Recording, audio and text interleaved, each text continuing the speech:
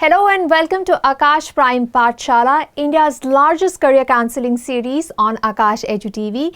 I'm Anisha Nair Thavan. In our show today, we will be discussing how to ace the All India Engineering Entrance Exam JEE. National testing agency इस exam को conduct करती है जिसका score सारे IITs, NITs, CFTIs और बहुत सारे private engineering colleges में माना जाता है और आपको एडमिशन दिला सकता है. Our experts from Akash Institute have helped thousands of students over decades dream big, work smart and fulfill the career goals. So make sure you tune in to Akash Edu TV. Do subscribe to our channels 467 and 478 exclusively on Airtel DTH. On these channels, you can catch live interactive classes held by Akash faculty for medical and engineering test preparation.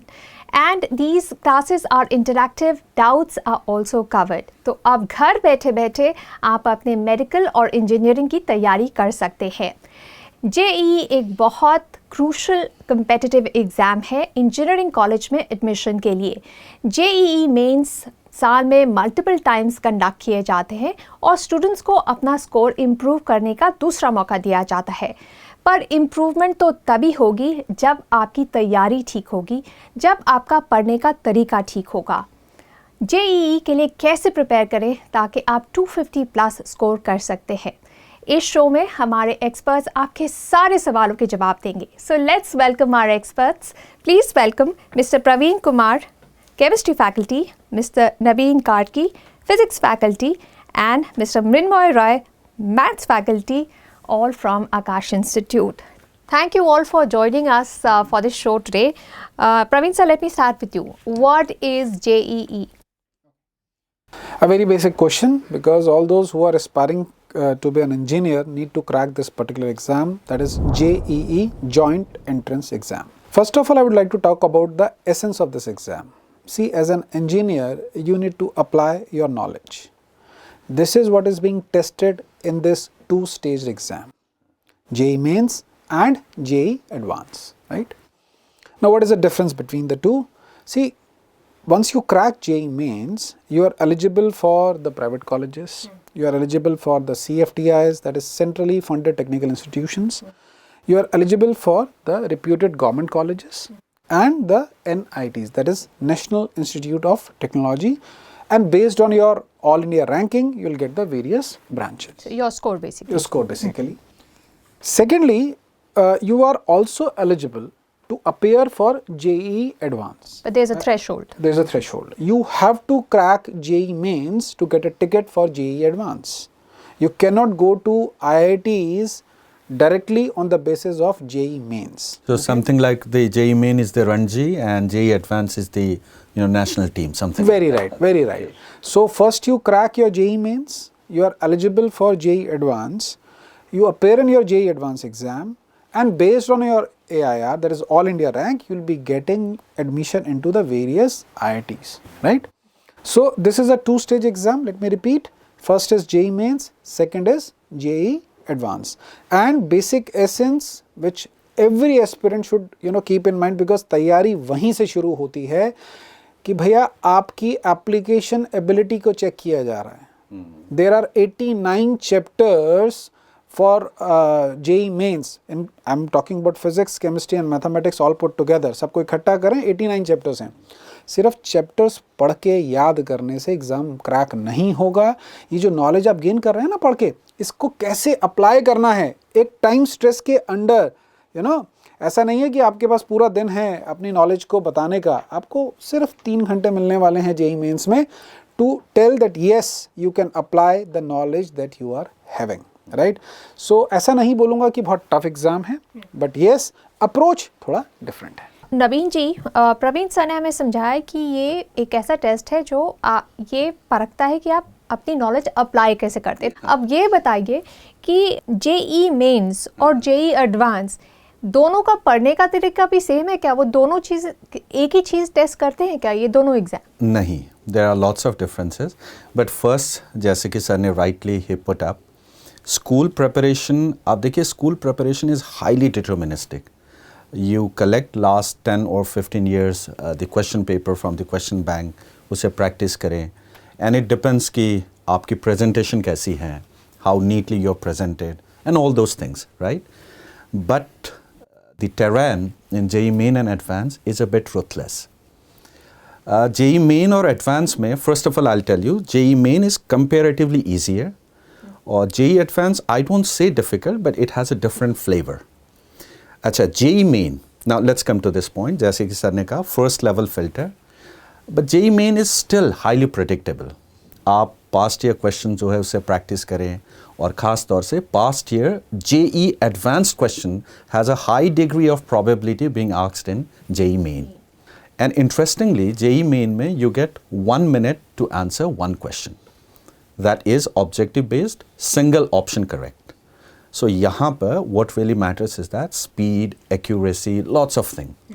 While on the other hand, JEE Advanced की अगर बात करें, you know, I don't know whether students wait, how enthusiastically they wait for JEE Advanced, लेकिन मैं हमेशा करता हूँ. Because every year I find lots and lots of things to learn from JEE Advanced. मैंने physics किताबों से कम सीखी है, past year JEE Advanced से ज़्यादा सीखा है. ये कैसे? The reason is that, you know, every time it has the beauty in its unpredictability. ये जो unpredictability में, there is a beauty, right? And interestingly, from the last 40 to 45 years, not a single question has been repeated in JEE Advanced. So imagine the thought process, you know, imagine the homework, the backstage preparation being done in order to present the JEE Advanced paper. पर फिर सब कुछ ही अगर out of syllabus होगा नहीं, तो it's not out of the syllabus, within the same syllabus, लेकिन you get a new thought. And आप ये कह रहे हैं कि आपको अपनी नॉलेज को अप्लाई कैसे करना है, उसका नया मौका मिलता रहेगा. Exactly, Same question rightly repeat put. नहीं होगा. Rightly put. And more interestingly, you know, concept वही है. Like Newton's laws of motion is the same thing. But it's something like, I'll put you in this way. There are 7 notes starting from sa to ma. But every time you find a new song. So the concepts are same, but the application, it's always, you know, a new application. And on top of that, JEE Advanced requires your physical stamina as well, because it happens in 2 shifts in a single day. Like the first paper happens for 3 hours. The second paper, you get a break of 1 or 1.5 hours. So in the second shift for the second paper as well, you got to be ready. So it's a 3-hour shift. It's a test match. So what really matters is that what's your mental makeup, what's your psychological makeup, how strong you are. You know, the knowledge is there, but how you put your knowledge, how you consolidate your knowledge, and how you present it, that's very, very much important. Mrunmay sir, Naveen sir ने हमें explain किया है कि ये दोनों कैसे different है, JEE mains और JEE एडवांस. अब क्या पैटर्न हर साल बदलता है एग्जाम का? अनिशा, पैटर्न में तो चेंजेस आते हैं, बट कोई मेजर चेंजेस नहीं आते, तो प्रेडिक्टेबल होता है. हमें पता है लास्ट 20 इयर्स में कुछ फॉर्म्स बने हैं. जैसे मैं आपको कुछ क्वेश्चंस के नाम बताता हूँ. जैसे फर्स्ट ऑफ ऑल मैं आपको जो दोनों फेसेस हैं उसके बारे में बताता हूँ. The first thing is that the examination, as Praveen sir has mention, 2 parts में डिवाइड होते हैं. एक होता है मेंस, एक होता है advance. Mains, as sir told, it's more of a time वाला एक गेम होता है. उसमें कैसे आप किस कम टाइम में कितने सवाल सॉल्व कर सकते हैं. एडवांस में you have applications, as told by Praveen sir, Naveen sir also. अच्छा, एक बहुत वैलिड पॉइंट जो सर ने कहा, just to put up further, JEE advance के लिए time is never a constraint. एक क्वेश्चन के लिए आपको सोचने का मौका मिल जाता है. You have around 5 minutes for a question. और JEE एडवांस का क्वेश्चन क्या है? It's something like, if you have the right key, the lock will open instantly, but if you haven't, then keep on hammering and nothing is gonna work. So JEE Advanced is something like presence of mind, knowledge, and everything. Just to add up, insert valuable point there. Yeah, that's the one thing. And secondly, if you have a question in JEE Advanced, मैं फिर अपने point पे आता हूँ. उसमें काफ़ी सारे multiple concepts use हो जाते हैं. IIT मेंस में specific concept होता है. एक क्वेश्चन पे वही concept यूज़ होता है. हो सकता है कभी 1-2 हो जाए. But if you know the formulas और कुछ चीज़ें आप directly application कर सकते हो, तो you can come out with the answer. In JEE mains, in talk about JEE Advanced, particularly maths, we have a question where you have 4-5 concept used. Maybe trigonometry has been used in calculus, you know, maybe sequence series का कोई concept use हो गया calculus में. So you have lot many questions like that. So it's a really challenge for student to crack those questions. Now the thing is that आपने जैसे पूछा मुझे कि what is the pattern? जब मैं पैटर्न की बात करता हूँ तो हर साल लगभग स्लाइट चेंजेस होते हैं, बट ठीक है, जैसे मैंने आपको कहा प्रेडिक्टेबल होता है. जैसे फर्स्ट फेज जो हमारा होता है वो तो जेईई मेंस होता है. तो जेईई मेंस में जनरली मल्टीपल चॉइस क्वेश्चंस होते हैं and we come out with some numerical based questions जहाँ पे आंसर न्यूमेरिकल होता है, मे बी एक इंटीजर भी हो सकता है.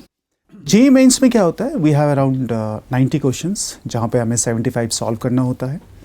और उसमें कुछ क्वेश्चंस होते हैं जो मल्टीपल चॉइस क्वेश्चंस होते हैं एंड कुछ क्वेश्चंस होते हैं जो न्यूमेरिकल बेस्ड होते हैं. और सबसे इंटरेस्टिंग बात है, जैसे नवीन सर हैज मेंशन्ड कि एडवांस में you are not the questions are not predictable. कुछ भी हो सकता है, पेपर आपके पास आता है तब पता चलता है कि क्या होने वाला है. So that's the beauty of that question paper. You learn. जैसे सर ने कहा, I totally agree with him, जब भी हम एडवांस के पेपर को सॉल्व करते हैं हमें लगता है कि हमने कुछ नया सीखा है. It's world famous. आपको ये एक मज़ेदार चीज़ बताऊँ sir, the people from professors from very good institutes from different world topmost universities, they used to solve this paper. So much so, two professors from Australia, they declared कि ये जो question paper है within 6 hours it can't be solved. and that's why we Indians are famous for. in fact that is an opportunity for all you students कि देखिए, अगर professors का ये कहना है कि 3-3 घंटे के जो 2 स्लॉट्स हैं इसमें गिवन सारे क्वेश्चंस को सॉल्व नहीं किया जा सकता है, तो आप इसको इस डायरेक्शन में लें कि बहुत अच्छी बात है, फिर तो बच्चे सारे सॉल्व नहीं कर पाएंगे, और अगर आप इस डायरेक्शन में आगे बढ़ रहे हैं तो you can get a better rank. So ray of hope है यहाँ पर. उसको टफ डायरेक्शन में नहीं लेके जाना, नेगेटिविटी नहीं लानी है, पॉजिटिव डायरेक्शन में उसको सोचना है आप लोगों को, right? So it goes to show that to become an engineer in our country, the bar is very high. Mrinmoy sir, तो फिर आप सबने कहा कि जो आप समझते हैं, जो आपका नॉलेज है, आपको अप्लाई करना है और यही इस एग्ज़ाम में टेस्ट होता है. तो फिर जो नॉलेज तो हमें एनसीईआरटी बुक से भी मिलता है, तो सिर्फ एनसीईआरटी पढ़ के क्या आप अच्छा स्कोर ला सकते हैं जेईई में? कोई भी एग्ज़ाम आप देते हो ना, तो एक बुक तो होता है जिसको आप बाइबल मानते हो. मतलब मैं खैर रिलीजियस उसमें नहीं जा रहा, हर किसी का अपना है, बट स्टिल मैं इसको मानता हूँ कि NCERT is basically the Bible, right? तो मुझे लगता है कि जो मेरी डिस्कशन होती है बच्चों के साथ, टीचर्स के साथ हम बात करते हैं, या जो हम क्वेश्चन पेपर को एनालाइज करते हैं, तो हम देखते हैं कुछ क्वेश्चंस डायरेक्टली एनसीईआरटी से आते हैं. So basically NCERT is the prime book. और सबसे इंपॉर्टेंट चीज़ ये है, जब भी सिलेबस मेंशन होता है जेईई मेंस का, उसमें वो रेफ़र करते हैं एनसीईआरटी बुक. ठीक है, मेंशन होता है. यस, एनसीईआरटी बुक का सिलेबस मेंशन होता है. तो यस, आप अगर उसे अच्छी तरह कर ले, बट एक प्रॉब्लम वहाँ पे, एक छोटा सा प्रॉब्लम ये है कि मुझे लगता है फिजिक्स का भी सर कहेंगे, मैथ्स में भी कभी कभी एक लाइन दिया होता है. एक लाइन में बहुत मीनिंग होती है उसकी, वो डिटेल्ड में नहीं होता. बट आपको तो इसका सोल्यूशन, या हम बच्चों को ये कहते थे कि ठीक है, आप उस लाइन को पढ़ो, पढ़ने के बाद you can just come out with your problems कि सर क्या है, तो अपने टीचर से डिस्कस करें. But the concept is there in the NCERT. They can't deviate from that. Yes, they can't. See, basically when sir says ना कि it's like the Bible, so idea ये है कि this is the outline. एक boundary है कि इसके अंदर के कॉन्सेप्ट्स हैं जो आपसे पूछे जा सकते हैं, राइट? अब एप्लीकेशन करने में आप कितना दिमाग लगाते हैं, ये बड़ा इंपॉर्टेंट है. देखिए, राइट ब्रदर्स को ये पता था कि हमें हवा में उड़ना है, ये एक लाइन हो गई, लेकिन क्या सिर्फ इस एक लाइन से हवाई जहाज बन जाएगा? नहीं बनेगा ना. तो अब आप बोलेंगे सर इसको बनाने के लिए कितनी किताबें पढ़नी पड़ेंगी, तो पहली लाइन तो आपने यही पढ़ी ना कि मुझे हवा में उड़ना है, तो एनसीईआरटी वो पहली लाइन आपको दे रही है. अभी हवाई जहाज बनाने के लिए आपको कितनी और चीज़ें समझनी है, कितनी प्रैक्टिस करनी है, कितनी और किताबें पढ़नी है, आपके इंटरेस्ट के साथ साथ ग्रो करता चला जाता है. पर रेकमेंडेड क्या है मिन्मय सर? देखिए, मैं जब टॉपर से बात करता हूँ, जो भी मेरे सक्सेसफुल स्टूडेंट्स हैं, तो उन्होंने मुझे एक बात कही, सर एनसीईआरटी हमने पढ़ा है, एनसीईआरटी हमने पढ़ा है स्टार्टिंग से, राइट फ्रॉम द बिगिनिंग, एक एक लाइन हमने पढ़ा है. एंड एडवांस के लिए नहीं कहा, but generally for JEE mains अगर एनसीईआरटी कोई पढ़ के जाता है, if he studies NCERT thoroughly, things are may be उसके मार्क्स उतने हाई लेवल पे नहीं होंगे, बट obviously he will be able to go for Yes. some As I said ना, that application करना है। applications करना है. आपने बेसिक सीख लिया एनसीईआरटी से, अब उसका एप्लीकेशन करना है, और कई बार इन एप्लीकेशंस को समझने के लिए आपको हायर लेवल की It depends on individual to individual appetite. Like NCERT is the necessary condition, but not the sufficient condition. So Naveen sir, 250 plus score करने के लिए क्या स्ट्रैटेजी होनी चाहिए? निर्मला सर कह रहे हैं कि NCERT is your base, but NCERT is also for school exams, but the way you study for JEE is different. So what is the strategy to get 250 plus? See, in fact, physics since last 400 years is the same thing. But every day you find a new technology, right? So the idea is, now you have said 250, तो अगर मैं बहुत quantitatively जाऊँ, something like 85%, plus minus 5% error margin चलता है, right? So 85%, that means if I say like 30 questions अगर है, so in that given case you got to solve 24 questions. So that's on an average. Let's not take it arithmetic mean पे नहीं लेते, हो सकता है chemistry ज़्यादा करो और physics आते आते थोड़ा कम, so all those sort of mix and match can be done. But इसको, because it's a very broad topic and अगर मैं इसको specifically कहूँ, first of all you should be very clear headed that what is important for the examination and not what is difficult. जैसे कि I'll give you a nice example. आप वो चीज़ करो जिसमें से you can get a greater mileage. Like physics के point of view में students का पहला focus mechanics में रहता है, और अगर मैं ऐसा कहूँ rotational motion, then everyone will resonate with me. But मेरा एक मानना है कि आप past year trend को thoroughly understand करें. Try to see which areas are more lucrative. कम मेहनत में ज़्यादा return आपको मिलता है. So you got to see that. Don't go after the heavy weight. You're preparing for examination. So you need to be strategically very strong. जैसे अगर मैं physics point of view से करूँ, तो in that case, like एक descending order में priority index अगर मैं set करूँ, like I would go start with modern physics, because it's very easy and you have already done it in class 11th chemistry. So by the time it happens in class 12th, it becomes a very easy go. Modern physics के बाद आप शुरू करें optics. और ध्यान देना, I am keeping mechanics at the later number, not because it's not important, but it's because that you may not have that required aptitude. Modern physics में straightforward, पढ़ो और answer tick करो. Optics, right? Similarly, heat and thermodynamics. Similarly, current, electricity. So I keep them in the upper priority index, and then the remaining one you can start solving. So अगर एक generic doses की बात करें, instead of looking at okay, this is very difficult, so I should start from here, आप एक बार make your strategy very much quantitative. सुनी सुनाई बातों पे ना जाएं. You just try to see कि कौन से portion से ज़्यादा questions आते हैं, and whether that portion is difficult for you or easy for you, and what sort of strategy needs to be done. उस तरह से common minimal marks आप ensure कर लेते. And apart from that, anything that you score is an extra bonus. So basically, chemistry में भी what बता I would दीजिए. say is that adding on to what Sarah said, देखिए, appearing in an exam is an art. इसको आप समझें. अभी आप एग्ज़ाम देने जा रहे हैं और आपको ये नहीं पता है कि कितने टाइप के क्वेश्चंस वहाँ पर आते हैं. अब टाइप से मेरा मतलब वो नहीं है जो पहले ब्रह्मा सर ने बताया हमें कि MCQ बेस्ड और न्यूमेरिकल. मैं उसको इस तरीके से डिवाइड करता हूँ कि आपका फैक्ट बेस्ड क्वेश्चन है, कॉन्सेप्ट बेस्ड क्वेश्चन है, या न्यूमेरिकल है. ये तीन चीज़ें हो गई. हर एक आदमी का, हर एक बच्चे का अपना एक अलग एप्टीट्यूड है. मैं न्यूमेरिकल जल्दी सॉल्व कर लेता हूँ. कुछ बच्चे ऐसे होंगे जो बोलेंगे सर मुझसे वो सिली मिस्टेक हो जाती है. तो भैया उस क्वेश्चन को बाद में कर लेना. When you see that you have done all the fact based, concept based, अब न्यूमेरिकल करने का मेरे पास टाइम है, मैं अब उन क्वेश्चंस को अटेम्प्ट करूँगा. देखिए यहाँ दो बातें हैं. अनीशा मैम ने बोला हाउ टू सिक्योर 250 प्लस. यहाँ पर आप सिर्फ ये मत सोचिए कि मुझे 250 प्लस सिक्योर करना है, आप साथ में ये भी सोचिए कि जो नेगेटिव मार्किंग है उससे मुझे बचना है. क्योंकि एक क्वेश्चन अगर आपने गलत किया तो 4 नंबर जो आपको पॉजिटिव मिलने थे वो तो मिलेंगे नहीं, एक और चला जाएगा आपका.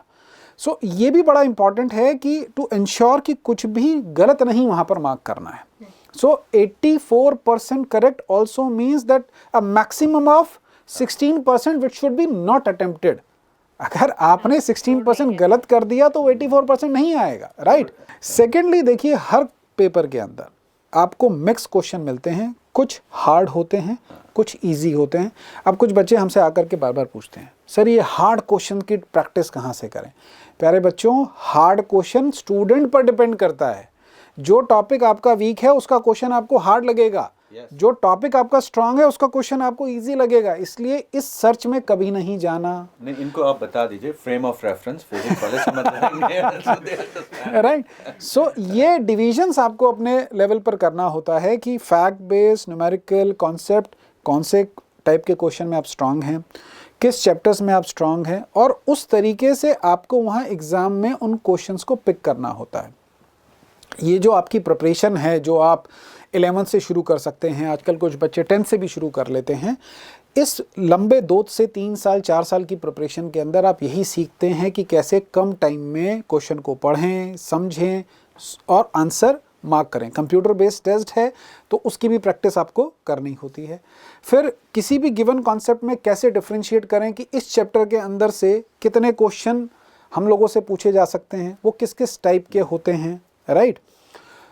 और जब आप प्रैक्टिस करते हैं तो भी आपको ना एक बड़ा क्वेश्चन बैंक मिल जाता है, हज़ारों क्वेश्चन मिल जाते हैं। मैं आपको अपने स्टूडेंट का एग्जांपल देना चाहूँगा, जिस बच्चे ने सिर्फ 40 दिन का एक कोर्स किया और एक टॉप रैंक लेकर के वो बच्ची आई बड़े ही कॉन्फिडेंस के साथ, क्योंकि उसने इन बातों को जो मैं आपसे शेयर कर रहा हूँ उसको बहुत अच्छे से पकड़ लिया।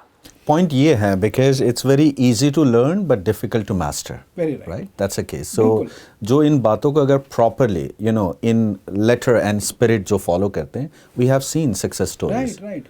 बच्चे हमारे पास आते हैं ना, हम पूछते हैं कि कितनी तैयारी होगी, बोले सर मेरा तो ये चैप्टर हो गया, मेरा केमिस्ट्री में ऑर्गेनिक हो गई। तो हम उनसे पूछते हैं, अच्छा ऑर्गेनिक केमिस्ट्री हो गई है, आपने डिवाइड किया क्वेश्चंस किस किस टाइप के किस चैप्टर से आ रहे हैं? नहीं सर। तो फिर कैसे हो गई? आपने पढ़ लिया, 50 क्वेश्चन प्रैक्टिस कर लिए, सोचा मेरी ऑर्गेनिक केमिस्ट्री, या 500 क्वेश्चन आपने मान लीजिए कर लिया, और आपने बोला मेरी जो है ऑर्गेनिक केमिस्ट्री मैंने पढ़ ली। बहुत अच्छी बात है, पढ़ लिया, लेकिन जेईई की तैयारी नहीं हुई, क्योंकि आपने टैग नहीं किया है कि फैक्ट बेस्ड क्वेश्चन कितने हैं, कंसेप्चुअल कितने हैं, न्यूमेरिकल कितने हैं, राइट। क्योंकि जब आप एग्जामिनेशन हॉल में बैठेंगे ना, तो हर पासिंग क्वेश्चन के साथ आप अपनी परसेंटेज कैलकुलेट कर सकते हैं माइंड में कि चलो 5 क्वेश्चन हो गए, इतने नंबर आ गए, 5 क्वेश्चन और हो गए, 20 नंबर मुझे और मिल गए। अब मैं I am reaching towards my goal. ये जो 250 वाला गोल है ना, ये दिमाग में आपको शुरुआत से रखना पड़ेगा। होता क्या है, हम एग्जाम देने के बाद बाहर आते हैं और फिर कैलकुलेट करते हैं मेरे आएंगे या नहीं आएंगे। आपको before you start the exam आपको पता है, जैसे एक एथलीट होता है ना, उसे पता है उसको 100 मीटर की रेस कितने सेकंड में ख़त्म करनी है। आपको पता होना चाहिए मुझे स्टार्ट ही इस एटीट्यूड से करना है, और मैंने ये सारे जो स्किल्स हैं ये सारे अपने अरेंज करके रखे हुए हैं। ये आर्ट को लर्न करना बड़ा इंपॉर्टेंट है। बिलीव करिए, बहुत ज़्यादा पढ़ करके भी बच्चे बेसिक नंबर, मतलब आउट ऑफ, अगर मैं बोलूँ अभी 300 का अगर मार्क्स है तो, और उसमें से 100 आपको चाहिए टू क्रैक जेईई मेंस, बहुत पढ़ने के बाद भी बच्चे 80-90 मार्क्स नहीं ला पाते हैं। और कुछ बच्चे बड़ा स्मार्टली अपने आप को प्रिपेयर करते हैं, जो बातें मैंने आपको बताई बस वही स्मार्ट प्रिपरेशन है, और वो बच्चे 250 प्लस मार्क्स लेकर के आ जाते हैं। अब चॉइस इज योर्स कि आप कैसे अपना प्रिपरेशन करना चाहते हैं। सर जैसे सर ने कहा है, तो मुझे लगता है 250 प्लस का जो टारगेट है, उस बच्चे में थोड़ी सी ना, मतलब हेल्थ रिलेटेड कुछ एक्टिविटीज़ भी इन्वॉल्व होना चाहिए। मतलब ऐसा नहीं है, मतलब ऐसा नहीं हो सकता। मैं कभी कभी सोचता हूँ कि अगर एक बच्चा अपने हेल्थ की तरफ नहीं देखता है ना, तो ये भी एक इट्स नॉट गुड। हाँ, मतलब आप मतलब सर ने कहा कि यार इतने घंटे पढ़ो, ये करो, वो करो। मुझे लगता है एक टाइम उसको हेल्थ के लिए देना ही है। और मतलब मैं भी, क्या करना चाहिए? मतलब जैसे आप देखो, अब 2-3 चीज़ें हैं। आप उसमें एक नॉर्मल तो बात, हम योगा की बात करते हैं, योगा करना चाहिए। योगा भी एक पार्ट होना चाहिए लाइफ का। वॉकिंग करें सुबह उठ के। सुबह का जो पढ़ने का टाइम है ना, वो भी बहुत इंपॉर्टेंट है। बेसिकली कैटेगराइज, हाँ, 24 आवर्स का पार्ट है।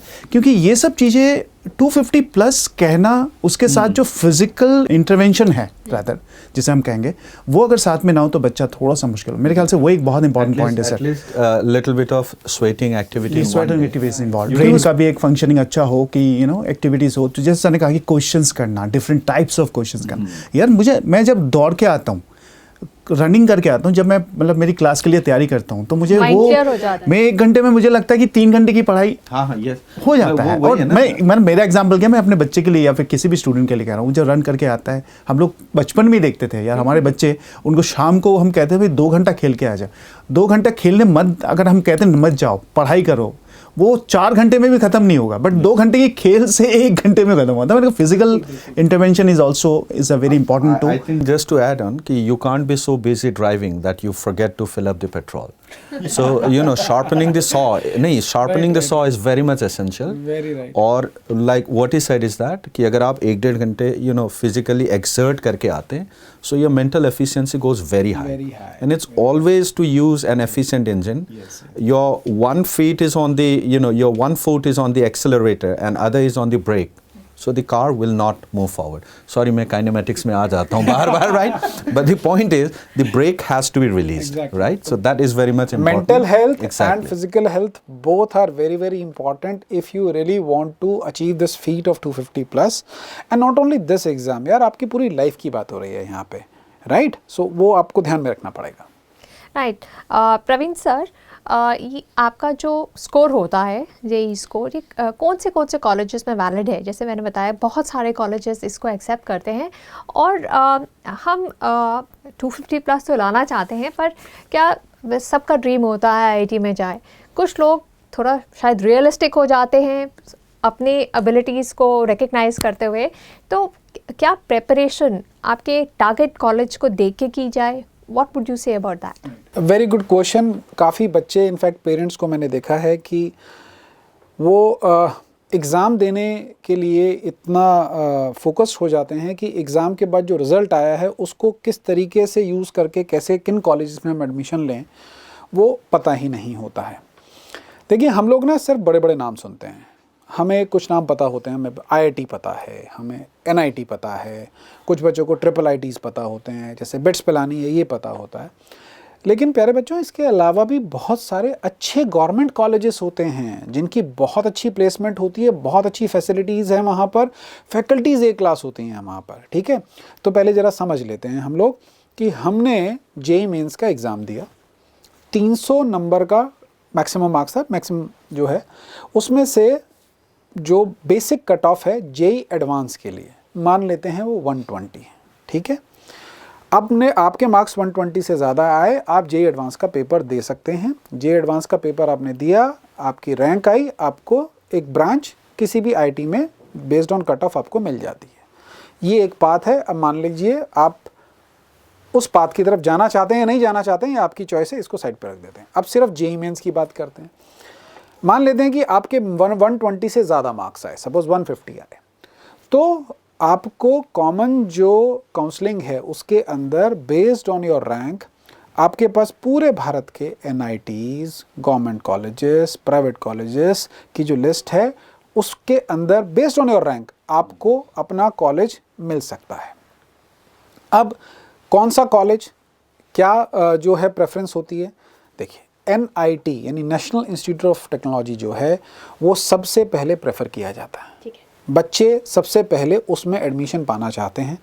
आप ये मत सोचिएगा कि वहाँ से डिग्री करने के बाद जॉब अच्छी मिलती है. जॉब आपको बाकी जगह भी अच्छी मिल सकती है.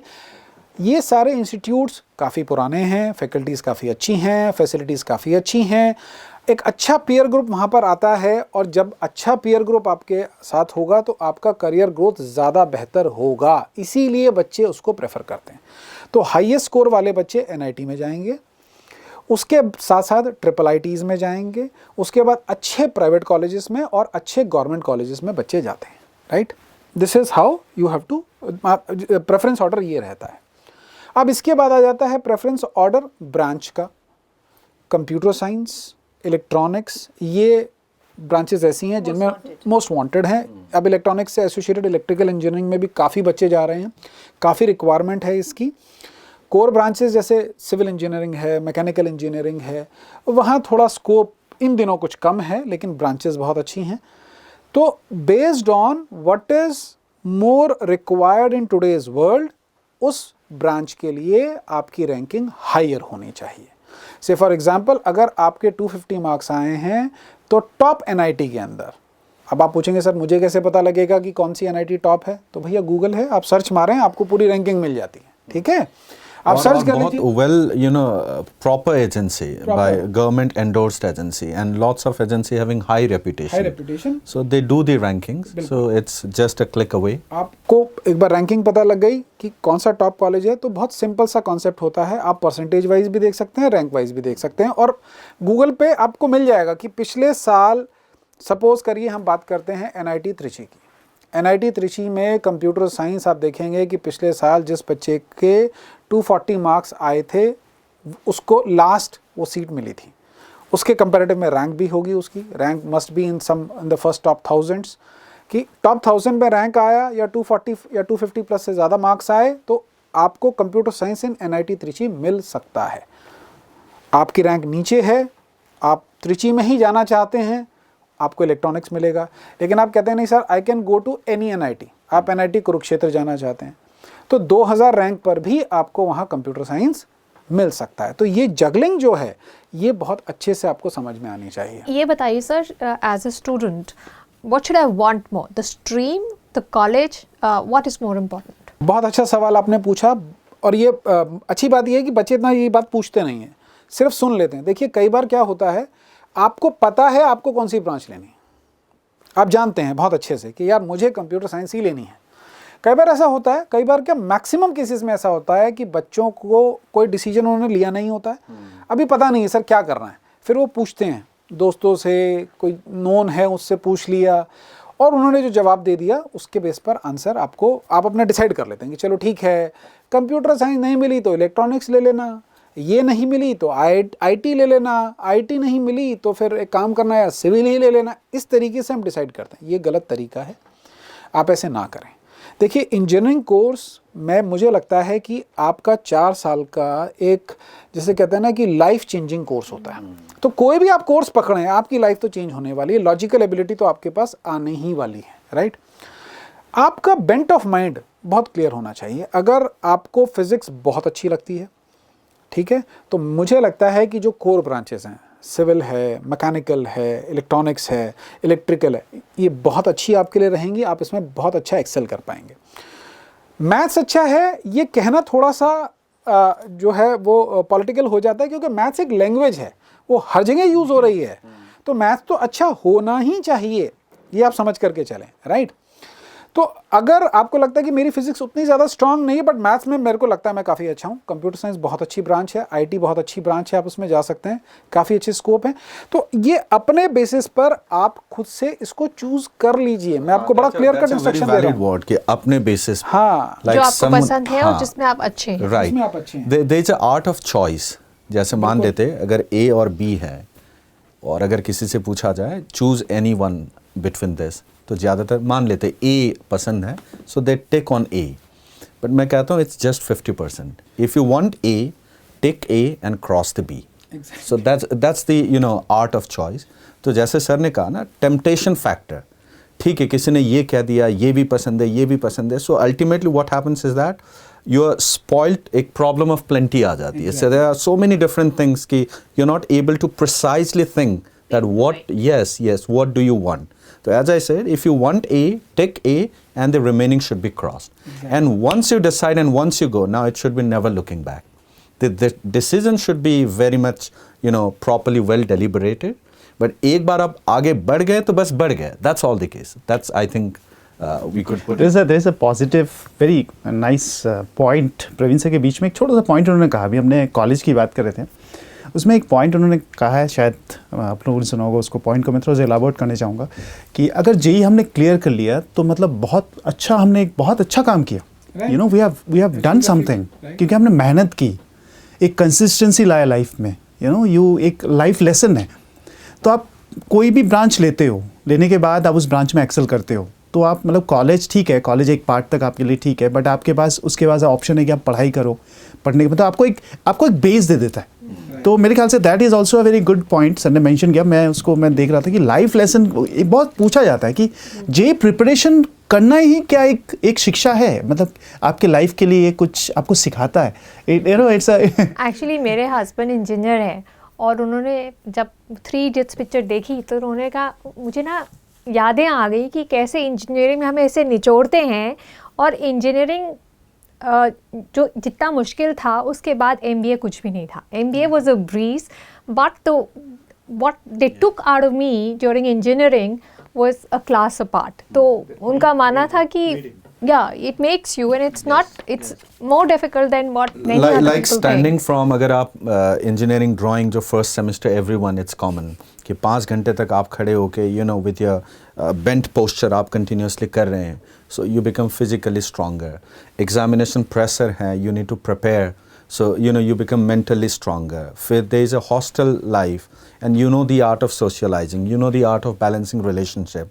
तो जैसे कि सर ने कहा, preparation of engineering and the entire process of engineering, actually apart from your academic skills, it gives you a holistic development. Life skills.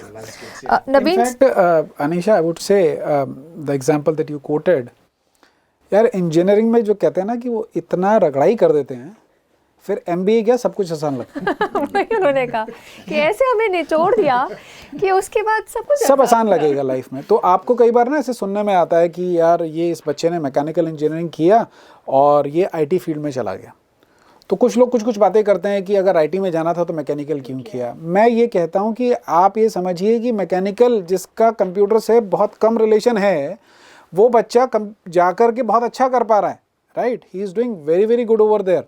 और बहुत सारे आपको ऐसे केसेस मिलेंगे, राइट, जो आपके लिए इंस्पिरेशन बन सकते हैं. कंप्यूटर्स करके फाइनेंस में जाके इनफैक्ट मैं आपको सबसे बढ़िया जो एग्जांपल मुझे लगता है कि वो बड़े नाम लेना थोड़ा ज़्यादा बेटर रहता है, तो सुंदर पिचाई को आप चेक करिए, उन्होंने इंजीनियरिंग मेटलर्जी में किया था, राइट.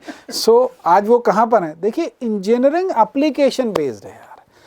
आपको जैसे एंट्रेंस एग्ज़ाम से आपने शुरू कर लिया, उसकी तैयारी आपने शुरू करी 10th क्लास से, 9th क्लास से, 11th से, कि भाई मुझे अपने कॉन्सेप्ट्स को अप्लाई कैसे करना है. जैसे जैसे ऊपर जाते जाएंगे, समय कम होता जाएगा, एप्लीकेशंस बढ़ती चली जाएंगी. और यही ट्रेनिंग है, यही होलिस्टिक डेवलपमेंट है. और इसी बीच में फिर आपको खेलना भी है, आपको पढ़ना भी है, थोड़ा बहुत शरारत भी करनी है. फिर आपको इंडस्ट्रियल विजिट करके वहाँ पे नॉलेज भी गेन करना है, देखना भी है कि कैसे वो चीज़ें चल रही हैं. तो बहुत सारी चीज़ें आपको वहाँ पर मिलती हैं. और ये लाइफ चेंजिंग प्रोसेस बिल्कुल है. JEE की प्रिपरेशन और इंजीनियरिंग करना, आप बिल्कुल ही एक डिफरेंट माइंडसेट वाले व्यक्ति हो जाते हैं. और मैं सबसे बड़ी बात यहाँ पर ऐड करना चाहूँगा, अनीशा टोल्ड यू गाइस की दैट आई टीच केमिस्ट्री. थोड़ा सा अपने बारे में बता दूँ कि मैंने मैकेनिकल इंजीनियरिंग किया है, bachelor and masters in mechanical engineering. तो केमिस्ट्री का दूर दूर तक कोई रिलेशन नहीं था. In fact when I started teaching, I was teaching physics and mathematics. And one day I got a challenge कि can you teach chemistry. And वो 20 साल पहले चैलेंज मिला था और तब से मैं केमिस्ट्री पढ़ा रहा हूँ. So my point is that you engineers can take up any challenge, right. So you should look forward to preparing for JEE and securing good marks, and life is all yours. यार कुछ भी कर सकते हो. बिल्कुल. So let's come back to the test preparation. और मैं mock test के बारे में बात करना चाहती हूँ, नवीन sir. How crucial are they, or is there a minimum number of mock tests that you must take to be well prepared for JEE? See, there are two things. If we talk about importance, जैसे आपका पहला question था, how crucial it is. Without it, you cannot imagine the preparation. क्योंकि आपने prepare कर लिया. एक simple सी बात करते हैं ना कि JEE main का जो question है, okay, if somebody gives you 6 hours of time, then you may be able to solve it. But वही question आपको within that specified amount of time you got to solve it. और उसके लिए mock test is the best possible tool one can use. लेकिन जब आप mock test में बैठेंगे, like many times you appear for the mock test at the comfort of your house, you need to simulate. Don't spoil your biological clock. If it's a 3 hours examination, set it. And the human body is, I think that's the most sophisticated and the beautiful machine. Right. एक बार आप उसे train करेंगे, एक बार उसे use to बनाएंगे, the body will have its clock within itself. Adapt कर. Yes. And mock test से आपको ये पता चलता है कि within that pressurized environment, within that time constrained environment, आप अपना output कैसे निकालते. And it's something like वो Spartans they say, more you sweat in exercise, less you bleed in war. So it's simply that you need to sway it in the exercise part. And as far as number of mock test is concerned, the upper limit is infinite. आप जितना मर्जी कर लीजिए, जितना मर्जी कर लीजिए. Some people, you know, depending upon their appetite, वो कहते हैं नहीं 20-25 now I am done. But I would say keep it an open-ended thing. I have a point. मेरे को लगता है कि मॉक टेस्ट जो है एज अ होल परिवार को एक साथ बना के रखता है. मैं एक अलग तरह का पॉइंट ले रहा हूँ. मैं भी क्या हूँ, मैं इसलिए बोल रहा हूँ कि पीटीएम वगैरह होता है ना, ये टेस्ट डिस्कशन ही है ऑल. मतलब टेस्ट में कितने आए हैं, मतलब बच्चे पेरेंट्स आते हैं टेस्ट में कितने आए, क्या आया, क्या हुआ, क्यों मेरे बेटे के इतने कम आ गए. तो हम लोग पीटीएम में बैठते हैं, हमें कितने सारे सवालों के आंसर्स. खैर एक तो कॉमन होता है, ये बोलते जाते हैं, कभी कभी अच्छे अच्छे क्वेश्चन आते हैं. अब मुझे एक बच्चे का एग्जाम्पल मैं आपको देना चाहूँगा. एक बच्चा है Bilaspur, Chhattisgarh. So very good student, अच्छा स्टूडेंट था. एंड मतलब 10th में अच्छे मार्क्स थे, बट स्टार्टेड विथ, तो जेई की प्रिपरेशन स्टार्ट की. करने के बाद सबसे बड़ी खासियत क्या थी, हर पीटीएम में हर पेरेंट्स यूज्ड टू कम आके बोल, सर मेरे बच्चे का ना 80 आया है आउट ऑफ 250 या 300. हम लोग उसको समझाते थे, कोई बात नहीं सर, नेक्स्ट में आ जाएगा. देन अगेन कम 85 आए, और 5 मार्क्स का जो इंक्रीमेंट हो रहा था निशा, दैट वाज लाइक अलग तरह का एक हैप्पीनेस, अलग तरह का एक मूड था घर पे. पेरेंट्स खुश थे, सर इस बार ना 20 मार्क बढ़ गए मेरे बच्चे. And finally he got through NIT. So that is the beauty of this testing process, जहाँ पे एक मतलब इन्वॉल्वमेंट होता है. अगर आप मार्क्स नहीं बताते ना, तो पेरेंट्स को लगता है क्या हो रहा है यार, क्या हो रही है. मार्क्स ही उसको मतलब अटैच, एक टीचर के साथ एक पेरेंट को अटैच करता है और ये करता है. आई think that is also important thing. Once the students give, is very consistent in giving the test. That is also very important. So basically he is trying to focus on the student and parent relationship, and he says कि ये mock tests are like festivals. साल में जितने ज़्यादा festival होंगी उतना ही closeness ज़्यादा आ जाएगी. So enjoy all the festivals. But हाँ, कोई गवर्नमेंट हॉलीडे नहीं होगी उस दिन, ये ध्यान देना. काम तो करना पड़ेगा. चलिए अब थोड़े सवाल भी ले लेते हैं जो हमारे स्टूडेंट से आए हैं. Let's listen to this question which has come in from a student. Hi, my name is Rahul Kumar and I am from Muzilkhand and I am studying in class 11th, and my question is, what is the difference between integer and numerical type of questions? Mrunmay sir, आप ये question लेना चाहेंगे? What is the difference between integer type and numerical problem? नहीं, ये जो दो types of questions है, ये जेई एडवांस और जेई मेंस में पूछे जाते हैं. तो इसमें कोई एज सच डिफरेंस नहीं है.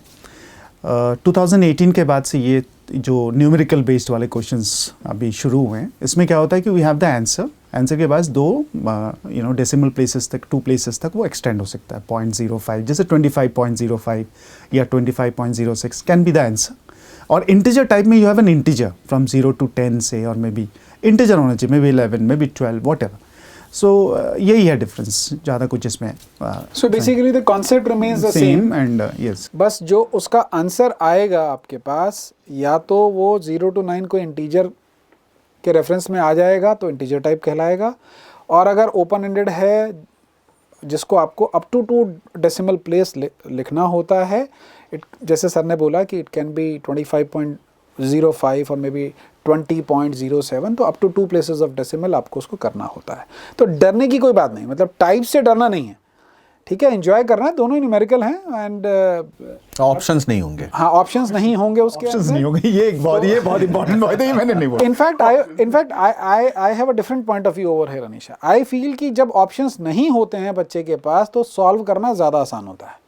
नॉर्मली क्या होता है, जब 4 ऑप्शंस आपके सामने आ जाते हैं तो बच्चों को मैंने देखा है कि वो पता नहीं क्यों कभी कुछ ट्रिक लगाने की कोशिश करते हैं, या फिर उसी में से कुछ रिजेंबल करने की कोशिश करते हैं कि अच्छा मेरा कुछ इतना आ रहा है तो ये आंसर हो सकता है. मतलब इतनी मेहनत अगर सॉल्व करने में लगाते हैं तो उससे पहले ही आंसर निकल जाता है, right. Let's now listen to another question from a student, but before that, do remember, if you want all your answers to the questions that you have during a class, you must tune in to channel 467 and 478 exclusively on Airtel DTH on Akash Edu TV. You can attend live interactive classes where you can get your doubts also answered. So let's go ahead and listen to the next question, which is coming from a student. Hello, this is Manish Sharma from Uttar Pradesh. I am studying class 11th. Concepts clear हैं but problem solve नहीं होती. Okay, so problem solving is a skill that you develop after having known the concept. So it's a straight forward indication practice की कमी है. आपने NCERT books पढ़ा है, from there you have gathered the concept, but उस concept को कैसे आप मटेरियलाइज करोगे.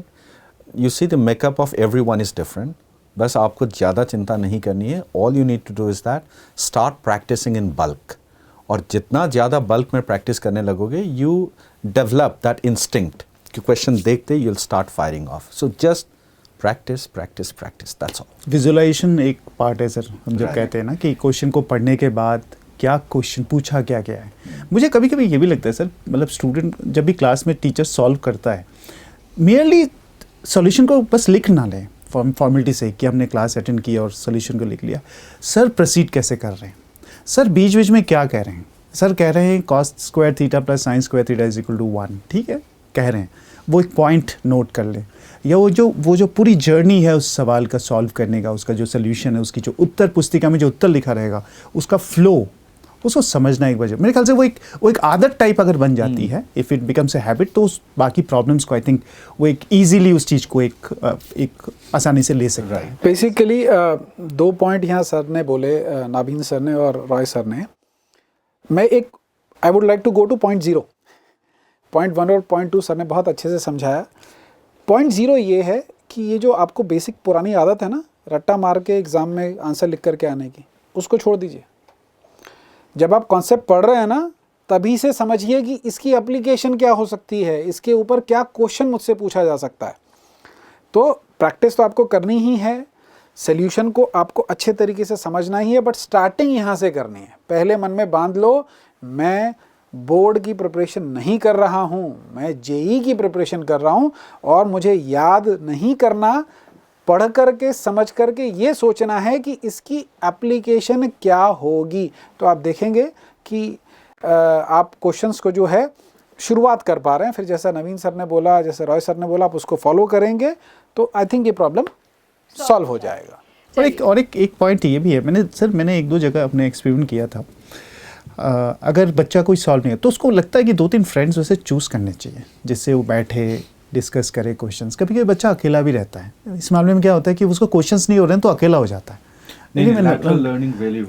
मतलब इट्स अ लोन, मतलब उसको नहीं हो रहा ना, then it's tensed. I mean family में भी क्या हो रहा है यार, बच्चे को इतना मेहनत कर रहे हैं, सब कर रहे हैं, बट अल्टीमेटली जाके आई थिंक थोड़ा बहुत यहाँ पे पेरेंट्स का भी एक रोल होता है. क्यों नहीं हो रहा बेटा, रेगुलरली यू शुड स्टॉक, मतलब ही और शी, मदर्स और फादर को भी उनको बात करना चाहिए. तो टॉक टू द स्टूडेंट, या फिर उसके जो पीयर ग्रुप में फ्रेंड्स हैं जो अच्छे कर रहे हैं, उनके साथ थोड़ा सा कोऑर्डिनेशन के आप लोग कैसे करें, एकदम बैठ के ना, आई थिंक सोल्यूशन, या ग्रुप स्टडी कह सकते हैं, या डिस्कशन ऑफ क्वेश्चंस वगैरह कर, group study with necessary precautions.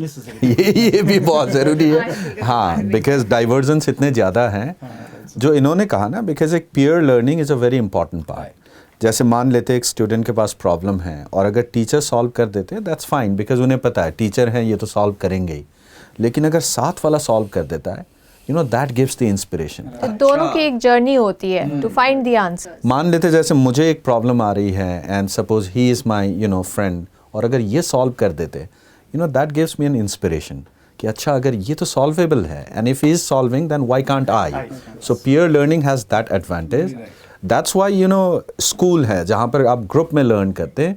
The learning pathway are multiple. Let's listen to this question which has come in from a student.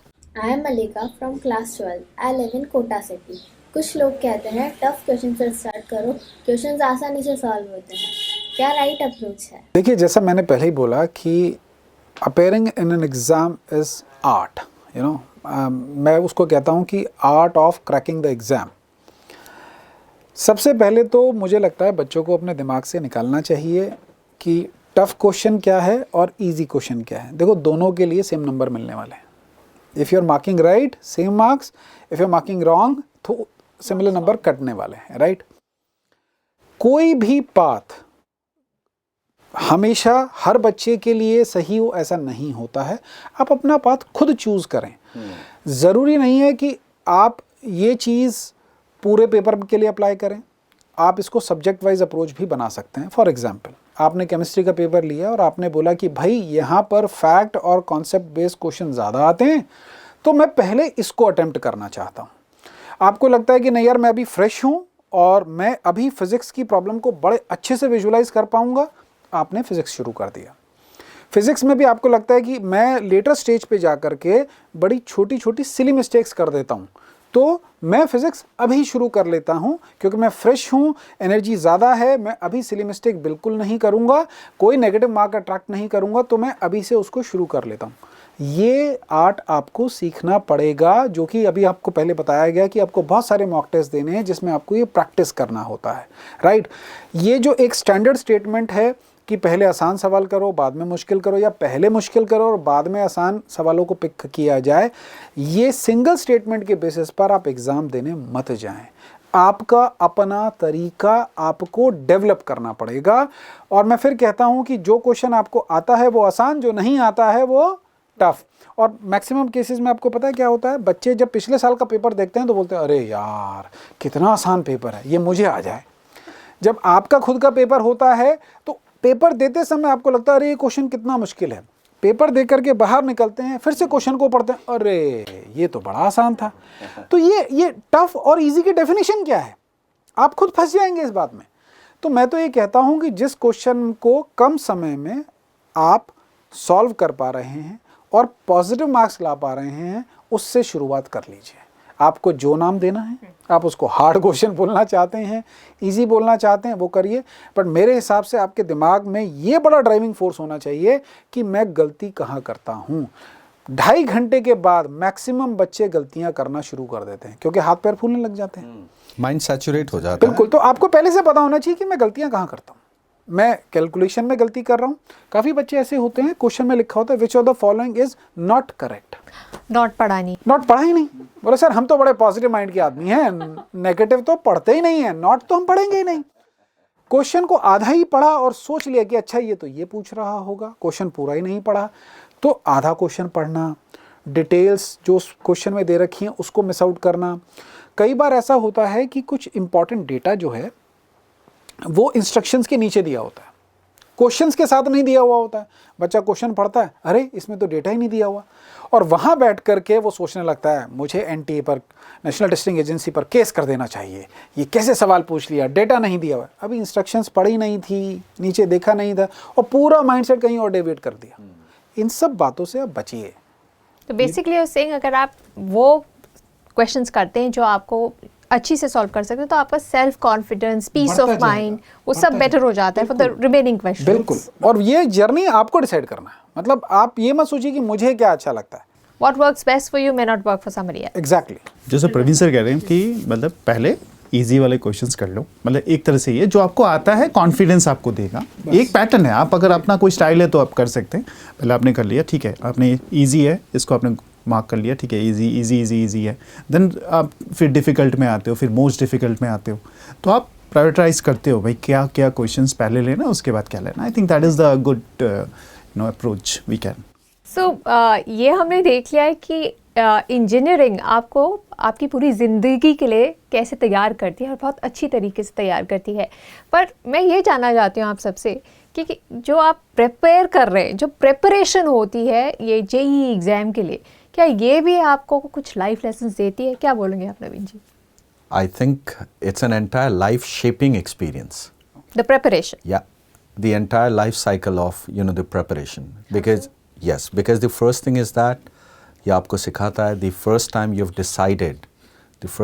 decided that you are going to prepare for engineering, the first thing shows the power of your decision, saying yes or no, pointing it out कि I want this. That's the first thing. The second thing is that chalking out a strategy कि preparation के दौरान आप एक strategy बनाते हैं. Number 3 is that just making strategy is not sufficient कि उस strategy पे काम करना है. When you work it, that is how result आ जाता है. The fourth thing is that you got to make strategy based on subjects. So you have lots of variables. Like physics demands one strategy, mathematics demands other strategy. So one size fits for all नहीं चलेगा. Chemistry में, if you allow me to talk in chemistry, तो अगर inorganic है तो कहीं कहीं आपको रट्टा मारना है तो मारना है. There is no yes or no. So everything demands strategy. और the next thing is that rising after a fall. कि ऐसे बहुत सारे moments आएंगे, ऐसे बहुत सारे पल आएंगे जहाँ पर you would be highly frustrated, you would be dejected. So in that given case, again, how you rise like a phoenix, that really matters. The fifth thing is that there are external factors जो आपको pressurize करेंगे. Now let me not name it, but उन external pressure के बावजूद भी how you come out to be a refined person. So आपको अपने आप को coal बनाना है. The more the pressure, the shiner the diamond becomes. In that way you would go. The next thing is that आपको ऐसा लगेगा कि अगल बगल वाले खेल रहे and you are there busy preparing. But आप एक larger objective को देखते हुए चल रहे हैं. You are just getting out of the temptations. और finally you would be successful. फिर आप सीखेंगे कि how humility should be there with the success. तो मुझे ऐसा लगता है it's an entire life shaping experience.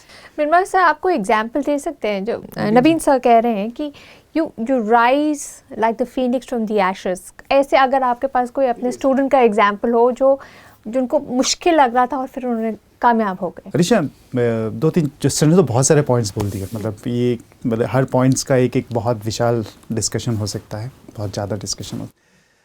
एक चीज़ तो है कि जब आप एंट्रेंस एग्ज़ाम के लिए कहते हो कि मैं एग्ज़ाम दूंगा तो मतलब मैच्योरिटी आप पे कुछ ना कुछ तो आ गई है. You are matured enough. घर पे ना एक माहौल बन जाएगा कि मम्मी पापा को भी लगेगा कि यार नहीं यार ये देना चाहता है एंट्रेंस. सो दैट मैच्योरिटी आ जाती है and the things follows. I mean घर पे एक माहौल बन जाता है and that is a very good thing. घर पे एक जब माहौल बनता है कि ठीक है ये बच्चा ये पढ़ना चाहता है एंड उसके बाद जो नेक्स्ट चीज़ें फॉलो होती हैं. एक तो ये होता है जैसे राइज एंड फॉल की बात कर रहे हैं सर. मैं इसका एक छोटा सा एग्जांपल देता हूँ. खैर एक स्टूडेंट था जो दिल्ली साउथ दिल्ली से ही था and he scored around 65% in class 10th. तो मतलब because of some reasons, family reasons, वो 10th का बोर्ड के समय उसके साथ कुछ इवेंट हुआ. So he was not able to give the exam. तो इज़ लाइक थोड़ा बहुत उसको बहुत धक्का लगा कि हाँ यार मेरा इतने कम आ गया because of the reasons what ever may be. उसके बाद उसने कहा नहीं मैं जेई क्लियर करूँगा, जेई क्लियर करूँगा उसने कहा. तो हम लोग मतलब एक टर्म्स था तो we few teachers used to teach him. So हमने उनको मीटिंग में बुलाया, फैमिली पैट सबसे डिस्कस किया. ये स्टार्टेड द जर्नी. मतलब मैं फिर उसके बाद आप विश्वास नहीं करेंगे 65 से मतलब 11th में ही स्कोर्ड अराउंड 80% सर. 11th में sir like done it. Yes, but the journey जो था वो बहुत एक टर्बुलेंट था and he got through IIT also. तो रैंकिंग थोड़ा पीछे था बट इट वॉज गुड. मतलब इतना भी करने के बाद अगर IIT हो गया तो बहुत है, बहुत बड़ी बात. हाँ बहुत बड़ी बात थी. सो आई स्टिल रिमेंबर. होता है हमने इतने हज़ारों बच्चे पढ़ाए हैं बट एक दो बच्चे आपको याद रहते हैं. तो मैंने देखा था उनके पास एक फिनेंशियल एक स्ट्रक्चर था, फिनेंशियल प्रॉब्लम थी. उसके बाद एक घर पे कुछ इवेंट हुआ था जिससे कि थोड़ी सी मुश्किल हो गई and things it goes like this. तो उसको वो लड़का भी is a renowned yes he is doing well and he's been placed outside India and doing good in his field. See, I would like to add one thing as very nicely elaborated by Naveen sir and Roy sir. मुझे लगता है कि JEE preparation जब आप कर रहे होते हैं तो एक एबिलिटी आपके पास आती है और वो होती है इंस्पिरेशन लेना. आप बहुत सारे इंस्पिरेशनल कोट पढ़ते हैं. कितने कोट्स आपको अपनी लाइफ चेंज करने के लिए मोटिवेट करते हैं बताइए.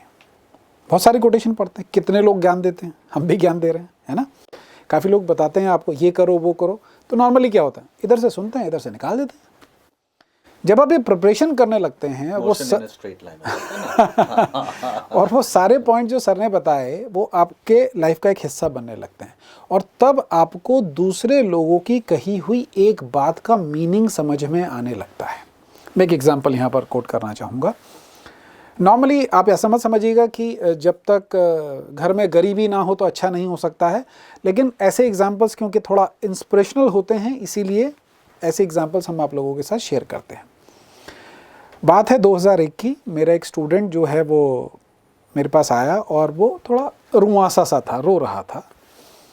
तो मैंने उस बच्चे से पूछा बेटा क्या बात है. Very brilliant student. मैंने कहा क्या हुआ बेटा, रो क्यों रहे हो. बोले सर बहुत प्रॉब्लम है और मैं IIT के लिए प्रिपेयर नहीं कर पाऊँगा. तो मैंने पूछा भाई ऐसा क्या हो गया, आप तो बड़े इंटेलिजेंट बच्चे हो, प्रिपेयर क्यों नहीं कर पाओगे. बोले सर ऐसा है कि मैं ना रोज़ 18 घंटे नहीं पढ़ पा रहा हूँ तो अब मेरा IIT नहीं निकलेगा.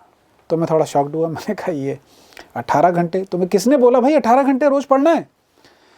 अब यहाँ देखिए मेन पॉइंट ये है, इसको समझिएगा. वो बच्चा कहता है कि मैंने पिछले साल के टॉपर का इंटरव्यू पढ़ा.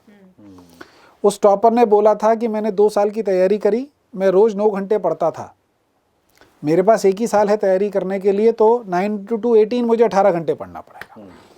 ये उस बच्चे की इंस्पिरेशन थी। अभी वो नहीं पढ़ पा रहा था। अब आगे सुनिए, मैंने उससे पूछा कि भाई देखिए ऐसा कुछ स्टेट मल्टीप्लिकेशन नहीं होता है, और दूसरी बात, चलो समझते हैं कि तुम क्यों 18 घंटे नहीं पढ़ पा रहे हो। तो मैंने सवाल पूछना उससे शुरू किया कि बेटा देखिए आपका जो कमरा है वो कहाँ है, क्योंकि नॉर्मली क्या होता है, आप जब नहीं पढ़ पा रहे हैं तो कुछ सिंपल रीज़न होते हैं कि आपके कमरे में शोर आ रहा है, या फिर टीवी चल रहा है, या सड़क के पास कमरा है वहाँ इशू हो रहा है। तो मैंने उससे पूछा बेटा आपका कमरा कौन सा है। उस बच्चे ने बोला सर एक ही है। तो मैंने बोला हाँ बच्चे का तो एक ही कमरा होता है। कहता नहीं सर कमरा एक है। मुझे तब भी समझ में नहीं आया। मैंने फिर उससे पूछा अरे भैया ड्राइंग रूम से कितना दूर है। उसने बोला सर कमरा ही एक है। समझिए वो एक कमरे का ही घर था, उसी में एक तरफ किचन थी और एक कोने में टीवी रखा हुआ था। 16 घंटे के बाद पिताजी लाइट ऑफ, यानी रात के समय पिताजी लाइट ऑफ कर देते, क्योंकि कहते भाई बाकी लोगों को सोना है, तुम्हें तो पढ़ना है लेकिन बाकियों को सोना है। तो ऐसे जो इंस्पिरेशन उस बच्चे के अंदर आई, आप सोचिए, आप अपने आप को मेजर करिए इस पॉइंट पर कि क्या दूसरे की जो स्टोरी है वो पढ़ के आप इंस्पायर हो पा रहे हैं। मैं ये नहीं कह रहा हूँ कि आप 18 घंटे पढ़ें या 16 पढ़ें या 12 पढ़ें, मैं सिर्फ इतना कह रहा हूँ कि क्या आप इंस्पायर हो रहे हैं। अगर आप इंस्पायर हो रहे हैं, you are on the right path. और ये जेई की जो प्रिपरेशन है ये आपके अंदर डालती है, क्योंकि दूसरे की बात सुन के, दूसरे का एग्जाम्पल सुन के जब आप इंस्पायर होते हैं, आप अच्छा करने का ठान लेते हैं, तो आप अच्छा कर जाते हैं। और वही जो सर ने बात कही कि ये लाइफ शेपिंग है, right. So be inspired by examples that has been shared with you. The depth of struggle determines the height of the success. Very right. Definitely. So there are many positives to preparing for JEE, and it's not just a college seat or a course that you want, but it shapes your life, it makes you who you can be, and that is a big plus point for preparing for JEE. That brings us to the end of this show. आशा करती हूँ कि आपको आज का show अच्छा लगा होगा और आपके सारे सवालों के जवाब आपको मिल गए होंगे. Make sure you tune in to channel 467 and 478 exclusively on Airtel DTH. Aakash Edu TV is where you can watch live interactive classes and get answers to a lot of questions that come to your mind when you're listening to the Aakash faculty taking the classes. Do come back for more. Next week we'll be back and we'll talk about how to crack the medical entrance exam NEET. Stay tuned and we'll see you again. Success is waiting.